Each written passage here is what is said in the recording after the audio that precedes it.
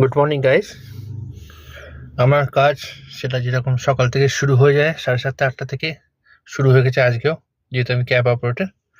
So আমি আমার গাড়ি নিয়ে বেরিয়ে পড়েছি। আজকে আমার সাথে একটা সুন্দর ঘটনা ঘটলো, আমার কাছে খুব ভালো লাগলো। তো ঘটনাটা শেয়ার করার জন্য ভিডিওটা করা। চলুন দেখা যাক। এটি একটি প্যারা, কিন্তু এটা একটা প্রসাদ। এটা হচ্ছে লেক কালীবাড়ির প্রসাদ। আমি কিন্তু লেক কালীবাড়ির সামনে থেকে জাস্ট দুজন প্যাসেঞ্জারকে তুলেছিলাম তাদের গন্তব্যস্থলে পৌঁছে দেওয়ার জন্য। আমি তাদেরকে চিনি না, তারাও আমাকে চেনে না। শুধুমাত্র দূর থেকে 5 মিনিট তারা আমার গাড়িতে ছিল, কোনো কথা বলেনি, কিন্তু শুধু বলল, দাদা আপনি প্রসাদ নিন।